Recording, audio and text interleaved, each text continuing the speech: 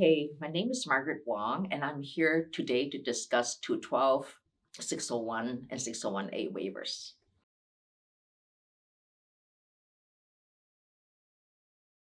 What is a 212 waiver and why would I need one? 212 waiver, you only need a 212 waiver, number one, if you leave the country and wants to come back.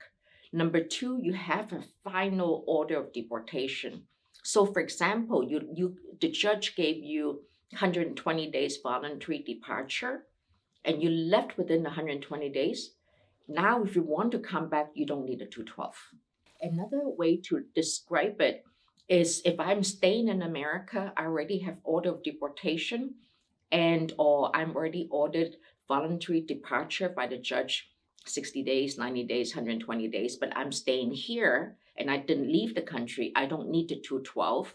If for whatever reason I could still get a green card, you don't need the 212 until you leave and you want to come back because that's a cancellation of an old deportation when you want to come back through the borders.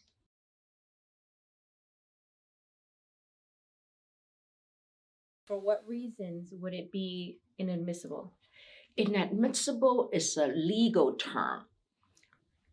If you are a lawyer listening to this YouTube or video versus if you never went to law school, inadmissible I teach in a law school, so I really like when my young students ask what's admissibility versus inadmissibility, what's exclusion versus excludable or non-excludable.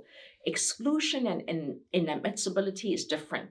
Admission is, think common sense. I come to America, I'm admissible, so I have no criminal record. In the olden days, AIDS is inadmissible. Now AIDS is okay. You don't need a waiver if you have AIDS or certain diseases or illnesses. But so inadmissible in common sense means that I have no otherwise inadmissible grounds. It means that I don't have criminal record. I don't have any otherwise communicable disease. I don't have any deportation issues. That's inadmissible or admissible. So inadmissible is the opposite of admissible. That means I could get a green card. Another way to explain, I love this definition of inadmissibility or admissibility. And there are four ways that when you apply for a visa, they tell you you're admissible or inadmissible. Number one, when I apply for a tourist visa or H-1B in the American embassy, they may say, well, you're inadmissible because you have a CIMT, a crime of moral turpitude. The second thing is when you enter America through a land, like they took a bus from Mexico or from Canada to America and showed them the papers, they found out you have a fingerprint, you have an Interpol issue or something, and then you're inadmissible. That's the second time because first you get the visa, then you come to America. Now the third thing is I'm in America, how do I get my green card? They may say you're inadmissible because of something. Now that you got the green card and you have a 3-year or 5-year application for citizenship, now they may say you're inadmissible because of certain things. So there are 4 cases where you may be admissible or inadmissible.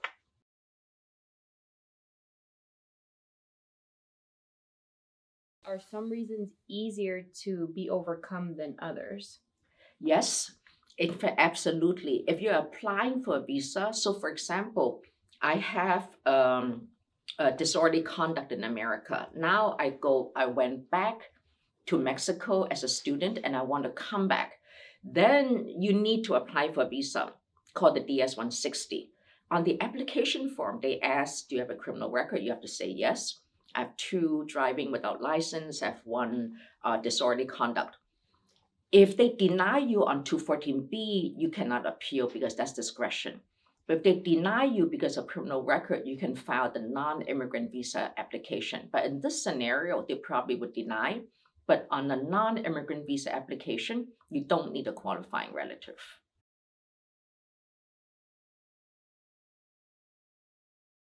So the next question is how can I be eligible for an 212 waiver? One thing nice about a 212 waiver, you don't need any qualifying relatives.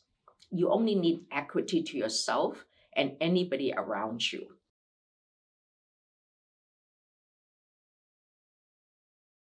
What does it mean to have extreme hardship? Actually, this is a very good question. At this session of the seminar, extreme hardship only applies to 601. It does not apply to 212. 212 is an advance permission to enter United States, as I said earlier. So 212 does not need qualifying relative, does not need extreme hardship. It does need strong reason why my government of United States of America allows me to come back with a deportation case.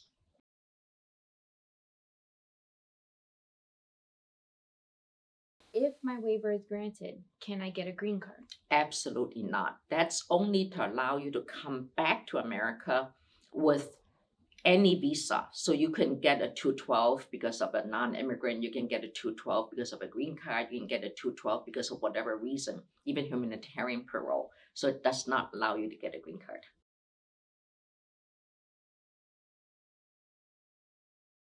How long does this process take?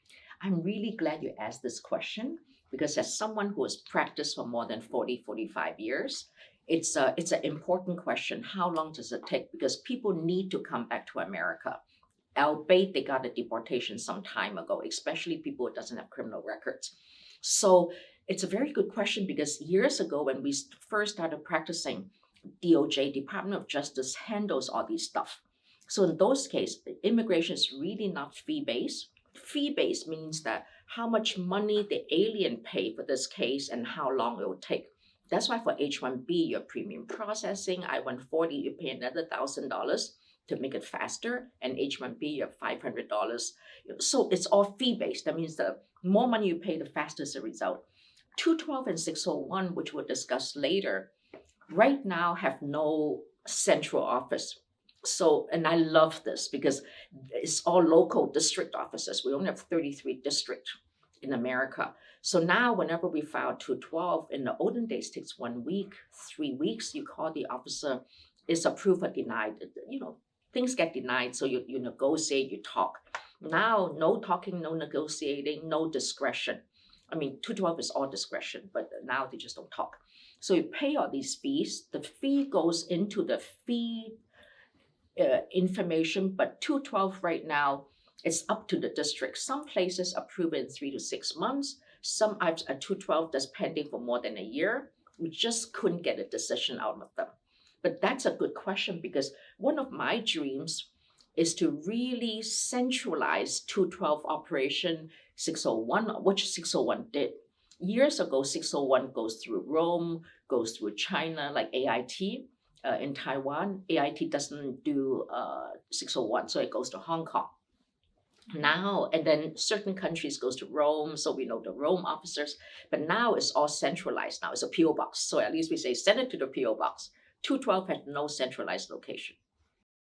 Thank you for watching our video here with attorney Margaret Wong. My name is Stephanie Ayala. We hope you enjoyed today's topic. Don't forget to give this video a thumbs up. Also, don't forget to subscribe to our YouTube channel. Leave any questions or comments down below that we can potentially use for future videos. You can also follow us on Facebook, Instagram, and Twitter. For more information about our law firm, check out our website at iamwong.com and feel free to schedule a consultation at 216-566-9908. Thank you.